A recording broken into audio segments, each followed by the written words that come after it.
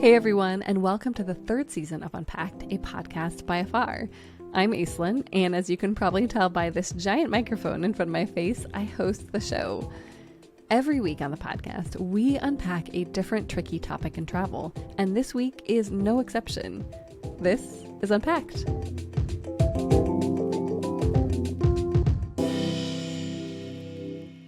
Nell, welcome to Unpacked. Thank you so much for having me. I'm really excited to be here. And we're here to talk about something really interesting. And I was so delighted. Like the moment I saw your email, I had to reach out because now you are, in addition to being a fantastic freelance writer, you are a professional decision maker. How did this happen? Well, first of all, I should say that if professional decision maker sounds like a job that I totally made up, that is correct. I did make it up. I've been doing it, but I've been doing it for like 10 years now. Basically, people just call me when they have a really tough decision to make, and I tell them what to do. That's it. And so you've just been doing this naturally, like with friends and family? Are you just a really good decision maker? I've always been a good decision maker and just sort of like a professional bossy boots. Like I love giving advice. I have that kind of fixer brain. Like if someone starts telling me about a problem they have, like I cannot help it. Like I can see what they should do and I start telling them, and eventually my friends and family were just like, shut up. And someone suggested like maybe there's people who actually want this advice and would pay for it.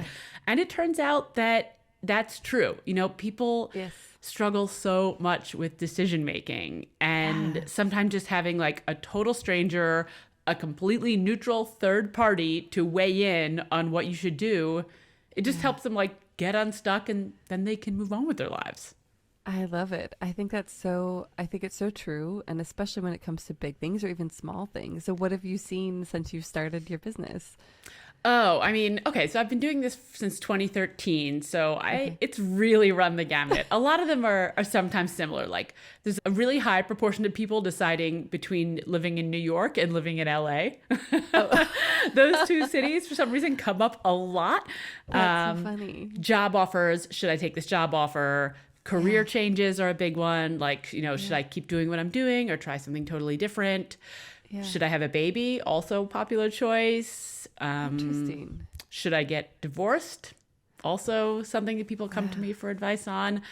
And then there's stuff that's like, it's much more, I think, seemingly insignificant, but people get really stuck on it. One woman called me to help her decide what color to paint her living room. And someone else wanted to know whether or not they should get a tattoo removed.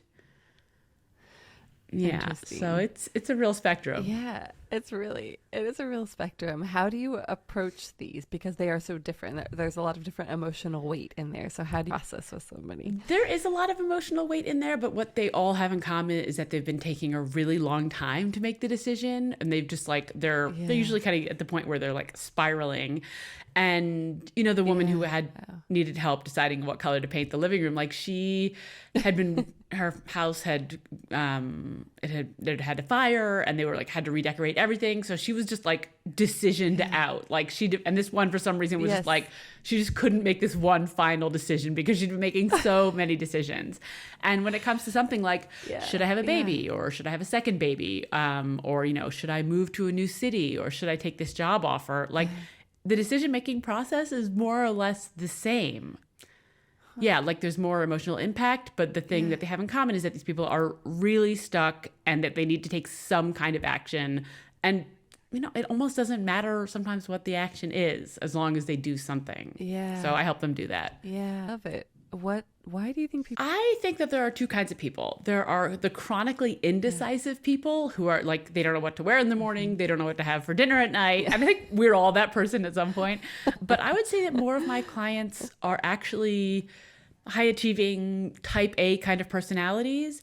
And for some reason that I have not been able to figure out, and I wish I could, every once in a while, even these high achievers come across some decision that they just get bogged down in, and they just need someone to like pull them out of the swamp of indecision and set them on their way. And then they go off and they take action on that decision, and I never hear from them again because they're doing fine.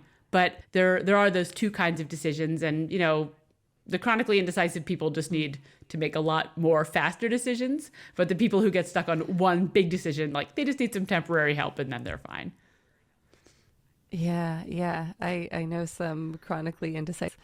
It is a tough place to be in because it's like everything that you cover is like, it's awful. I mean, I really feel for those people, and I'm always trying to like load them down with decision-making advice when we do a session because I want to help them like in the future just to make faster decisions, more decisions, because like it's just such a waste of time.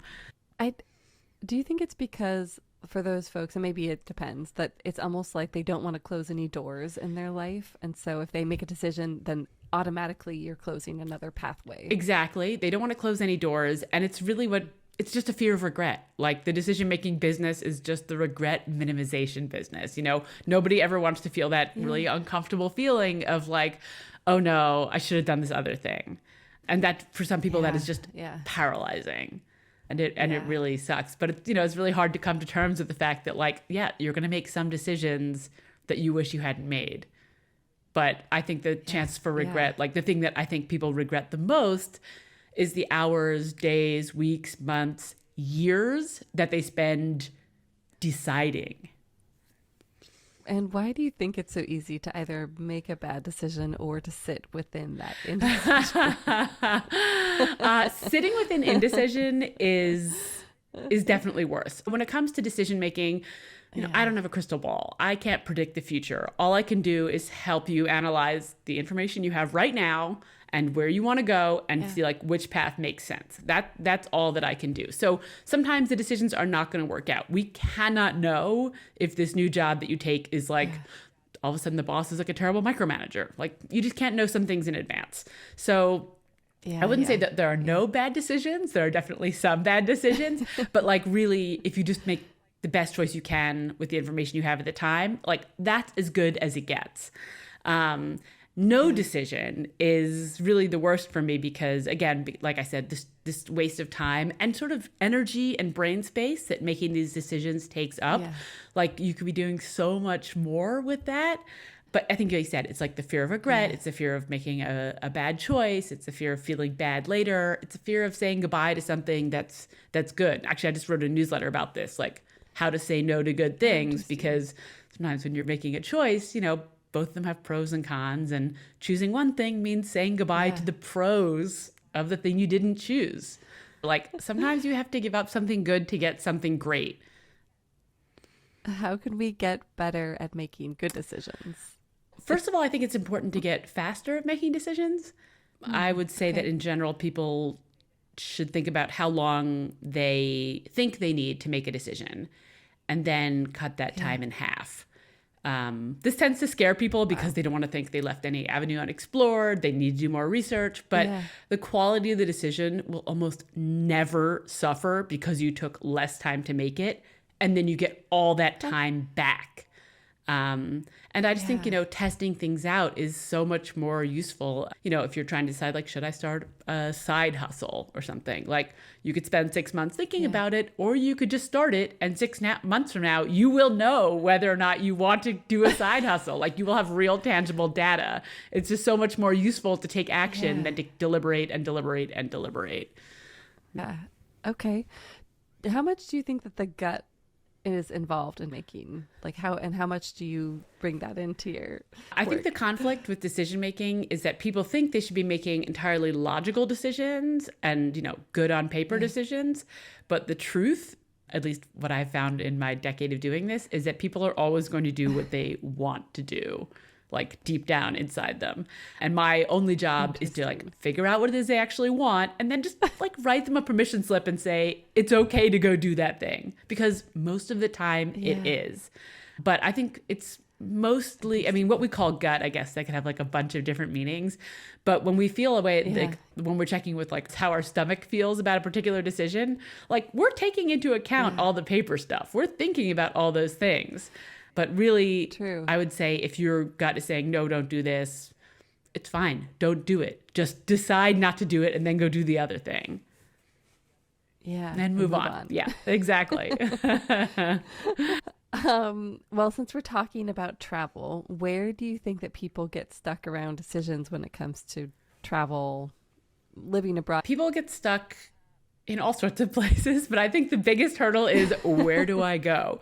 And actually, I was thinking like, I should offer that as a service. Like, I've spent so many years, like you said, I've lived all around the world. I've spent so many years travel writing, and I make decisions for a living. Like, I'm the perfect person to tell people where to go on vacation. You are, or where to live. Yes. Yes, people call me about that all the time, and I love talking about that. That is cool. But I think that's the biggest thing. There are so many options. Like, the world is so small now, we can go almost anywhere, and just like figuring out, like narrowing down the options is so difficult. So I think that's where most people spend the most time. After that, they can narrow it down fairly quickly. Got it. And how would you start? Like, say I didn't know where to go. Like, how would you begin the process with me? I think I can give some usual answer here about like, do you like warm weather or cold weather? Do you like beaches? Do you like, I don't know, icebergs? But I actually think the most important thing is looking inside and thinking like, what kind of person am I? Because when it comes to making decisions about travel, as well as decisions for everything else, we need to make decisions for the person that we are, not the person that we like aspire to be. Like, I cannot emphasize this enough. People are always like, but I could do this. I could try. I should. Whatever. Those are red flag words to me. When it comes to like choosing a vacation spot, like if you're the kind of person who does not like crowds and waiting in line, you are not going to magically enjoy those things just because you're in Rome. Like you think about the things you like to do in your everyday life and the things that like make you really uncomfortable. And you could cross off a lot of places by just thinking about like, when I go somewhere, like I don't like to be in a super crowded place or a place where a lot of other people are going. I like to spend time outside every day. Just start using those parameters of like the things that you actually like in your everyday life, and you can apply those to travel. Wow. And do you find that people get hung up in that a lot? Like the things that they should do or the person that they want to be or they see out in the world? And yes, not just, in all decision making and definitely in travel, because, it's so many people, the travel is finite, the trip is short, they think they should be like, go, go, go, pushing themselves to do all these things. They might never go back. There are so many pressures. And there's this conflict between what they think they ought to do and what they actually want to do. And people really struggle with that. I was just talking to a friend of mine who said when she goes to a new place, a new city, like she likes to go to the Natural History Museum, if there is one, and the secondhand stores. And I was like, that's what she does here. Like, that's great. That's like, those are two things you can do in every city. They're things that that you like, but you're doing them in a new place. Like, to me, that seemed like a perfect sort of parameter to establish for yourself. Like, what do you like doing on a Saturday in your own town? Just go do that, in Addis or whatever. It's so funny that we don't just naturally do that because this is usually precious time off, right? Like this is time that we are spending to go somewhere to theoretically enjoy ourselves and to relax and, to learn about the place. But then we add all the shoulds. And people are drowning in shoulds. And I think that's like, it's fine to have some shoulds. Like there are some things you don't want to miss, but I think people put way more of that stuff on their list than they ought to. And it really sucks some of the joy out of your trip and out of your vacation. But again, you have to think about the sort of person you are. Are you the sort of person who gets up at 5:30 a.m. every day and has a to-do list and does all their chores and does all their hobbies and does their work and then like goes to bed at 7? Like, okay, you probably want to pack an itinerary full of stuff. Good for you. Go for it. God bless. But if you're somebody who like gets up at around 9 or 10 and enjoys a leisurely coffee and, moving around a little bit and, not hurrying to get to a dinner reservation, like you can do that anywhere and still have a great time. Yeah. It comes back to that permission slip. Like do you actually legitimately write something? No. It's a metaphor. Although I have been tempted, like I have offered to do it for people like, do you want me to send you an email right now saying it's okay to turn down this job offer. It's okay to break up with your boyfriend. Yeah, you could do a little certificate. I could put one up on Canva and send it to people. That's actually not a bad idea. Maybe I should. Yeah, I don't know. Well, you kind of addressed it a little bit, but there do seem to be kind of two categories of decision making around travel. There's the first, the big one, like where do I go? What do I do?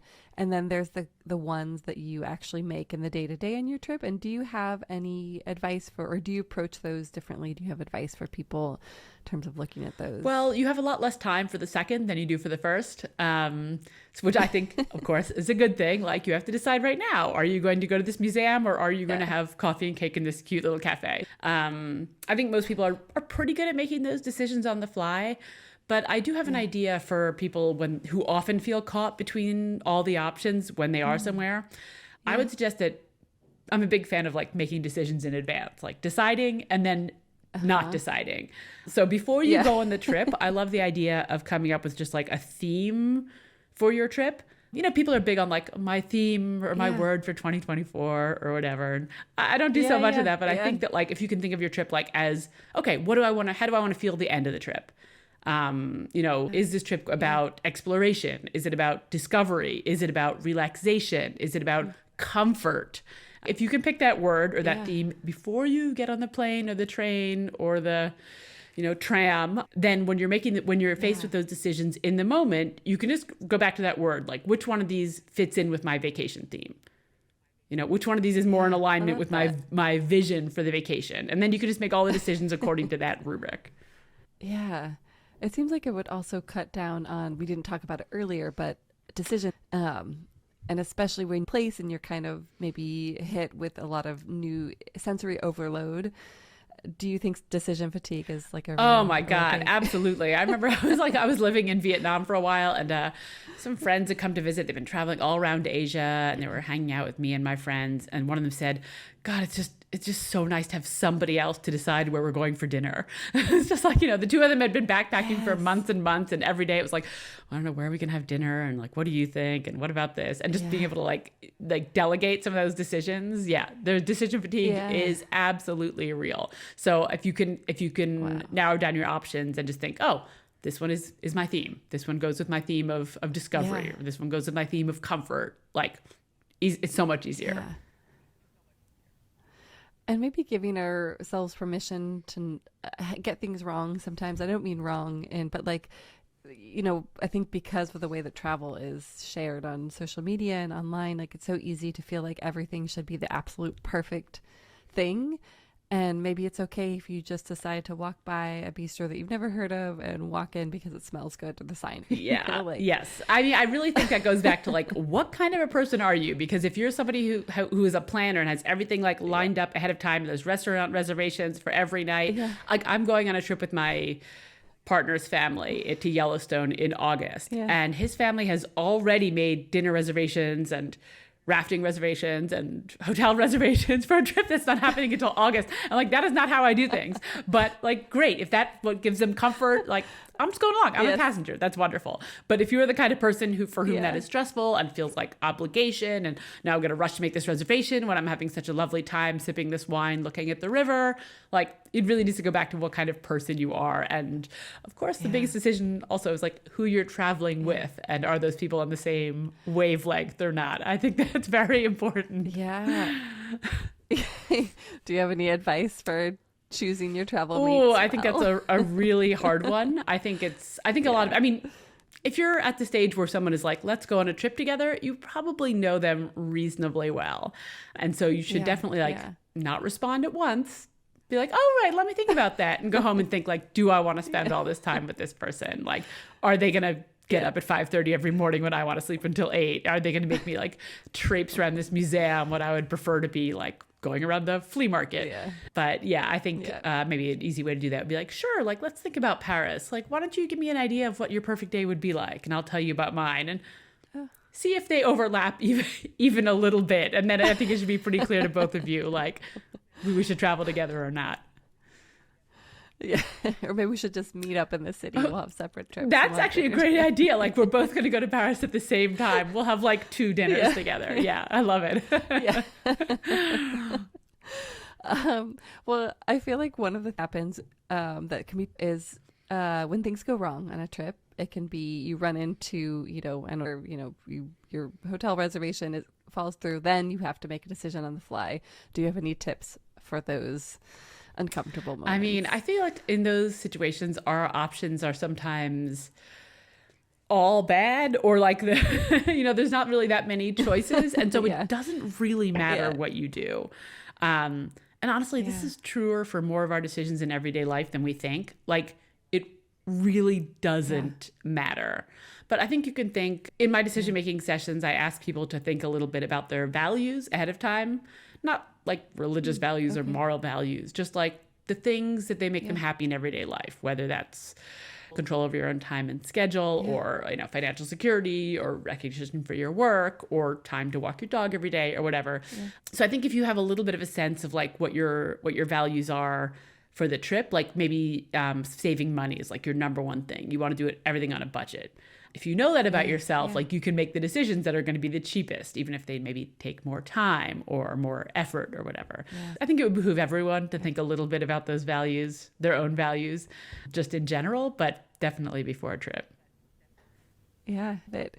Do you have any examples of decisions that you've made while traveling or to travel that you were happy with, or maybe about moving to a new place? Like how do you go about making that decision? I will say that I have lived in Saigon. I lived in Colombo in Sri Lanka. I lived in Seoul in Korea, and all three of those places I was just like, that seems nice.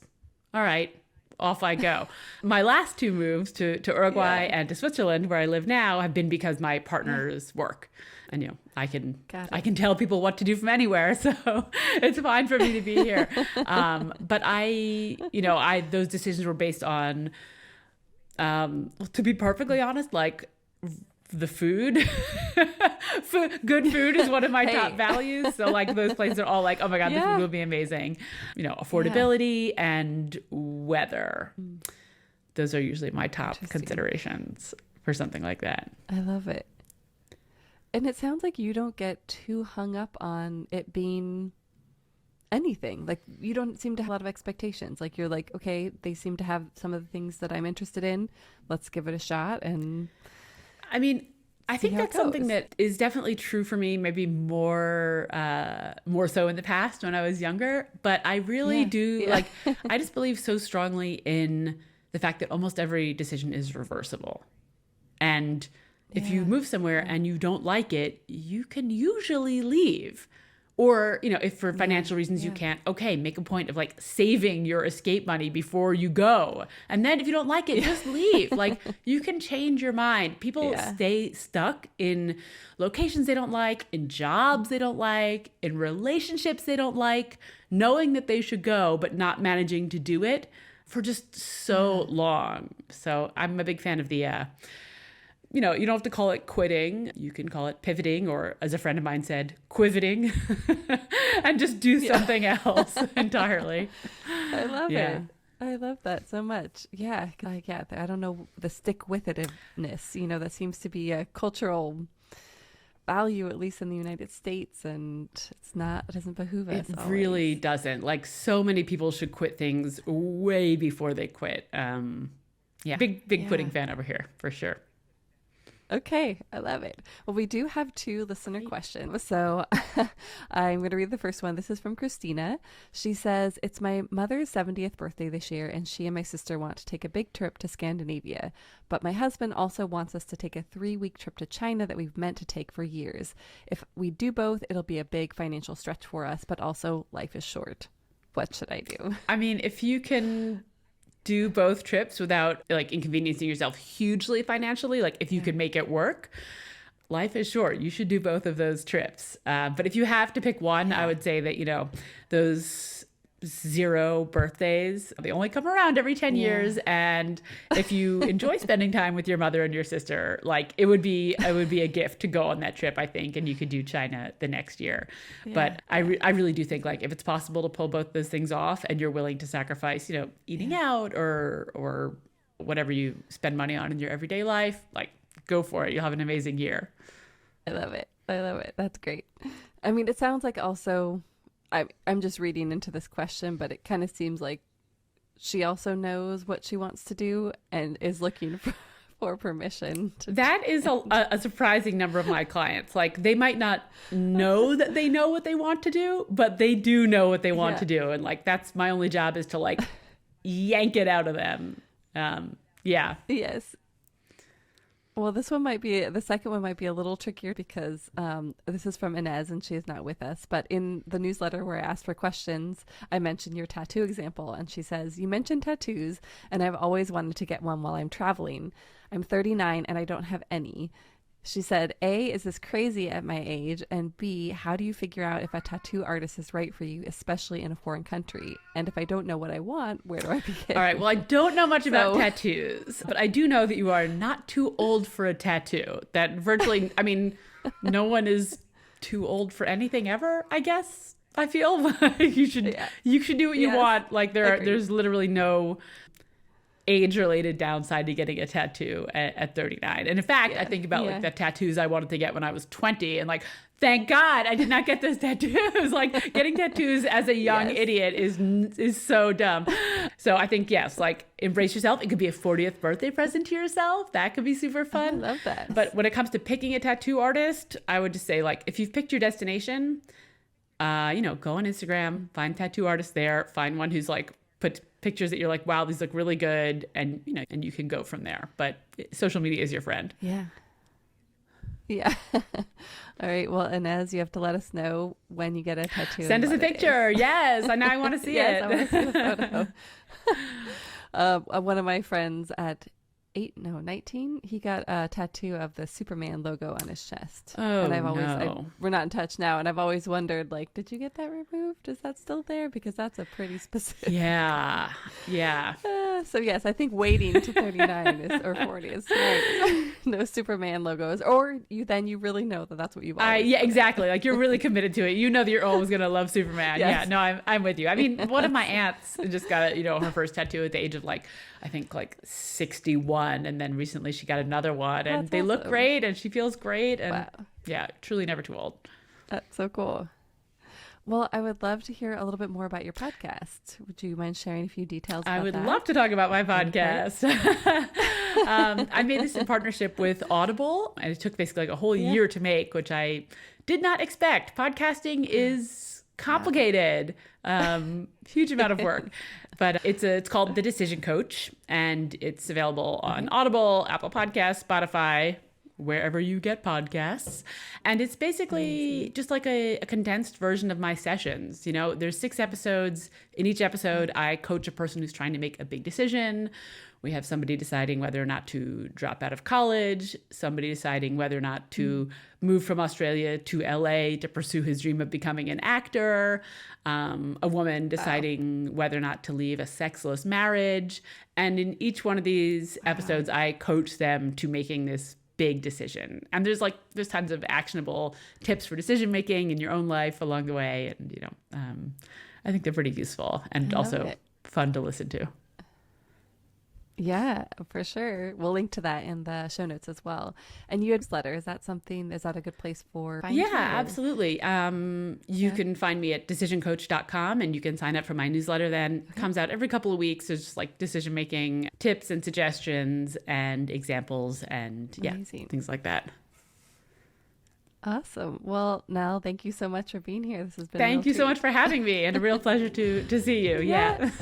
Okay, that was our show. Don't forget to hit like and subscribe on your way out, and I'll include a link to the podcast below.